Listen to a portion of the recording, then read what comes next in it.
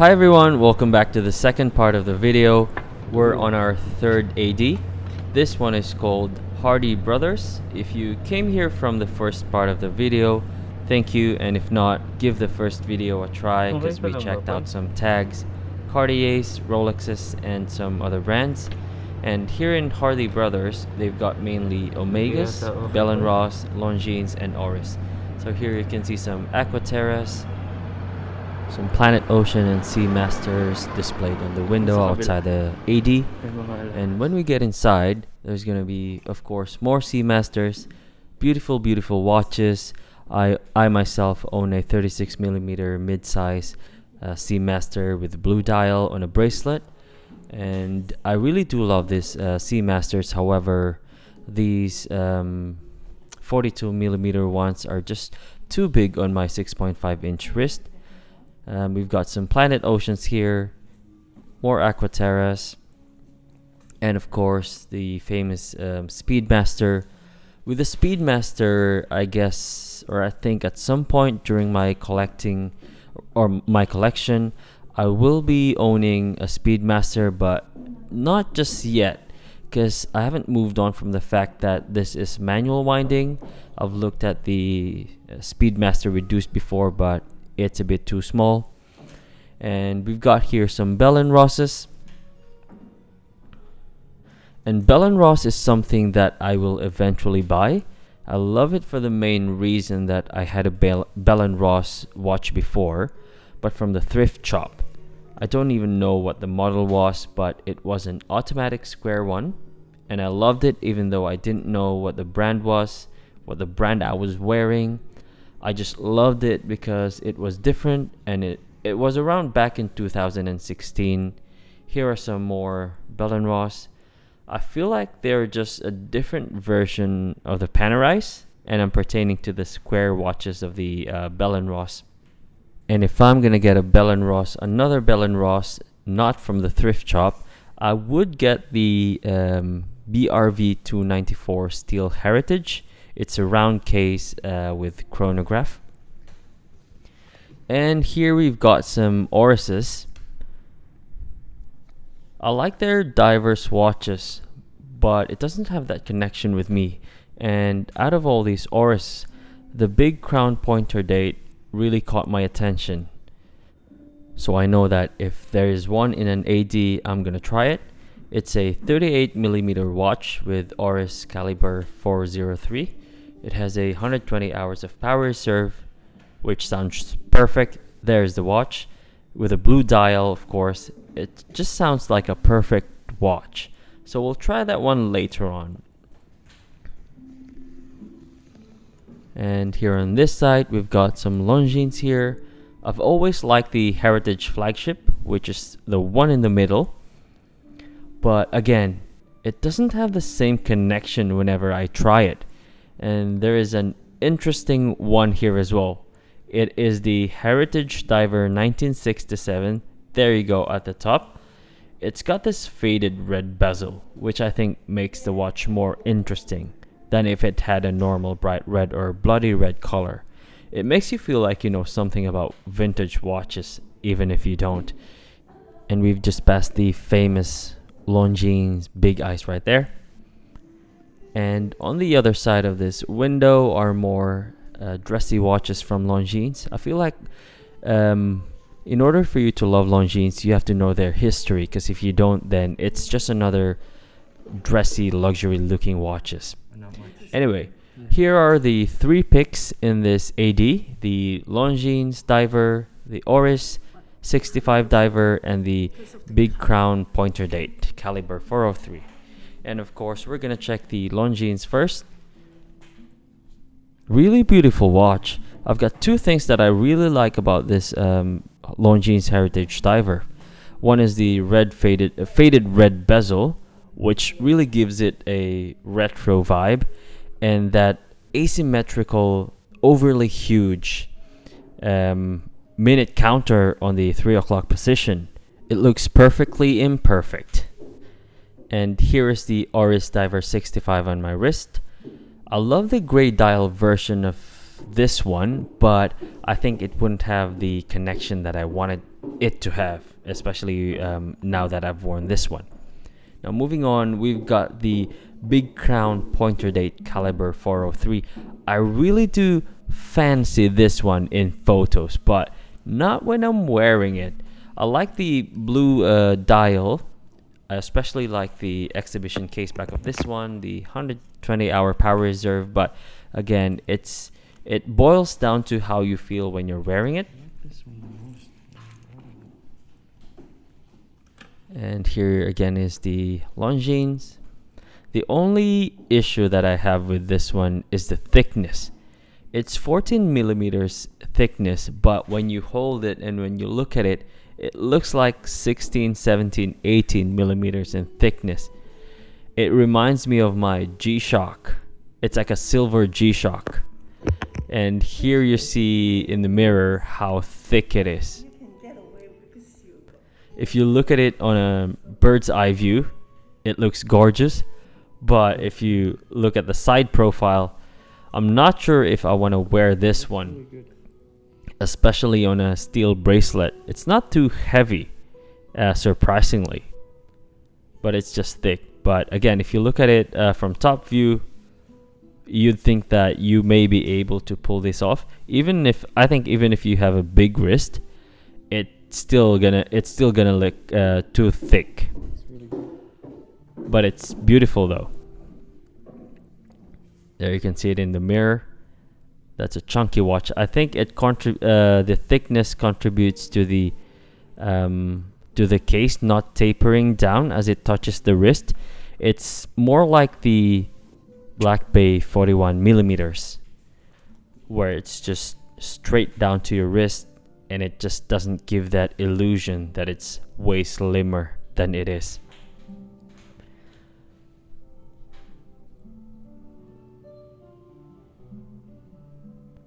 But just by looking at it, it's just gorgeous. Here's some snap photos just so you can appreciate that bezel. And it actually has a textured dial, which you cannot see here on the photo or in the videos. But it's just beautiful. Okay, that's it for that AD. And let's get on board and go to the last part of the video, which is my favorite. I've saved this for the last one just because if I get tired and lazy, I know that I'm going to an AD where I will be excited to see the watches that we'll be checking out. And of course, I'm talking about Grand Seiko. I don't know how to pronounce these last AD, but it is called Smails. I hope I'm saying that correctly. And anyway, there's going to be more butchering of watch brands later on. There you go, that's the AD. And we've got more Mont Blancs. I know that's not the right way of saying it, but whatever, I cannot say it how it's supposed to be pronounced. Here are some more Oris.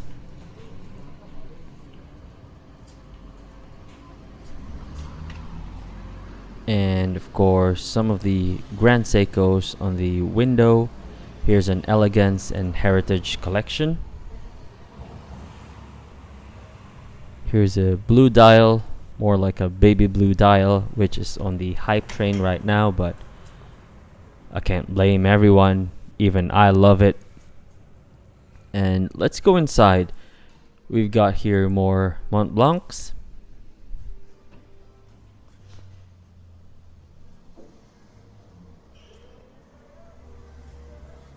And here's a Time Walker. To be honest, it looks like a smartwatch. Looks like the Tag Heuer connected. And apologize if that offends anyone. Here's some more Mont Blancs.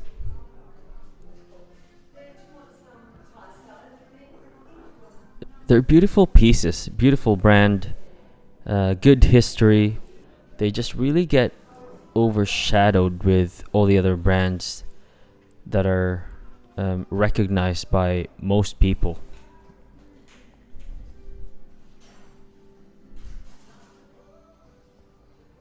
And here we've got some pens, or should I say writing instruments.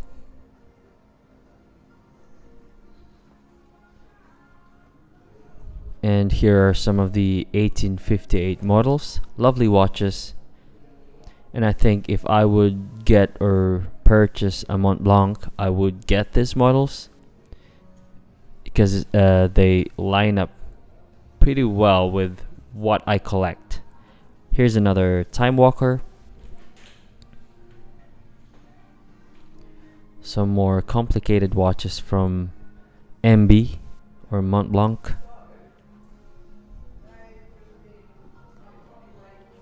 And another pen. And let's move on to the Seiko department. We've got here some presages.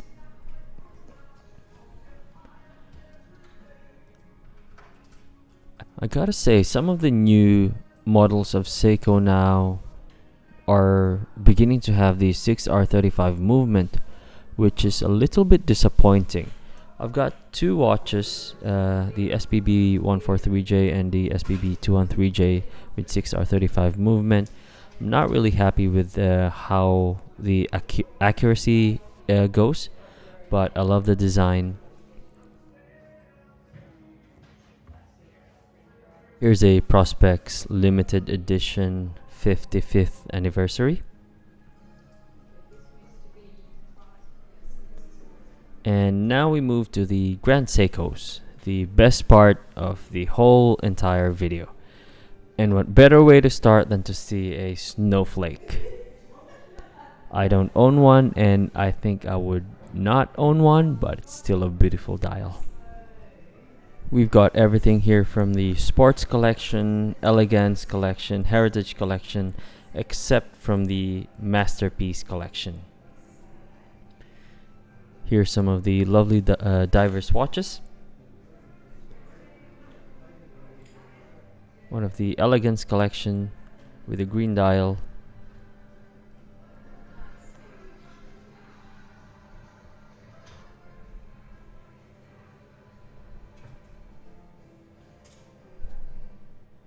We've got quite a few picks from the Grand Seiko that we are going to try today.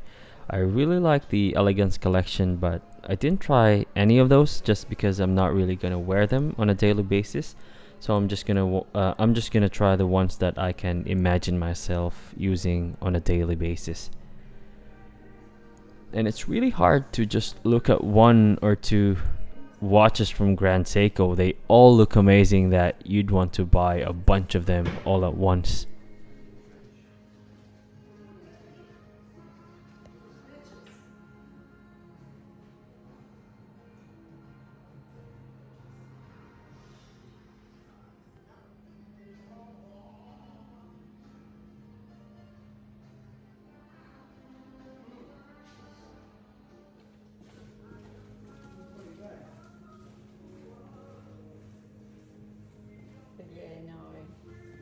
If you want the snowflake, you can put it on layby because I don't know how soon we can get stock.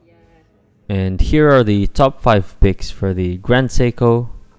All amazing looking watches. And this is the only AD that has Grand Seiko, by the way, here in Perth, Western Australia. So I'm still lucky that there is one. And here's the SBGR 321. It's a 60th anniversary. It's got a nice exhibition case back. Stunning looking case back.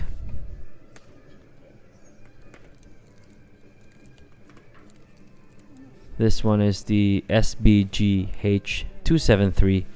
This had the best fit on my 6.5 inch wrist out of all these watches. And of course, this is the Spgn O3 Quartz Gmt. This one has become famous as well. Yes, it does look like the Rolex Explorer, but it is its own design, really. I really don't see any Rolex. All I see is Grand Seiko here, and this is the reason why I'm here in this AD. Now this is the SBGJ 203, another high beat movement. I love the red contrast of the GMT hand.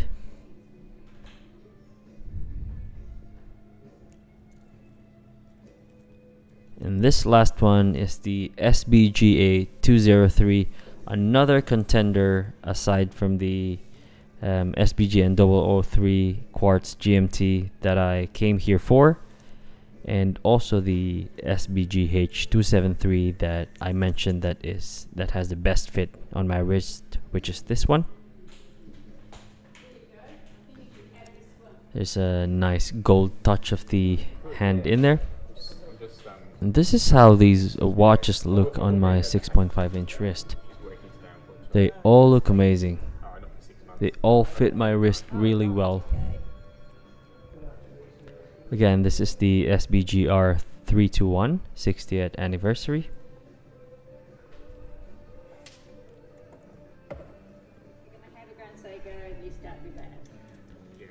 And this one again is the SBGJ 203. I agree, 100%. You got it right. And you've got a boy who's going to go to. It has a deep black dial. And this one is the SBGH273. As you can see, and as I've mentioned before again, it has the best fit on my 6.5-inch wrist.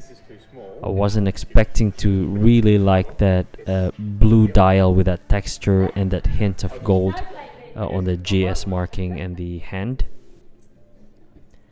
This one's the SBGA 203 with that spring drive movement. And you know what? But it doesn't have the nice stuff. Well, I mean, the dial's nice, but it's not the snowflake dial. It's just white. No. But it's They still. don't do ladies. Well, I mean, that Maybe one. that is Okay, it. yeah. That's it.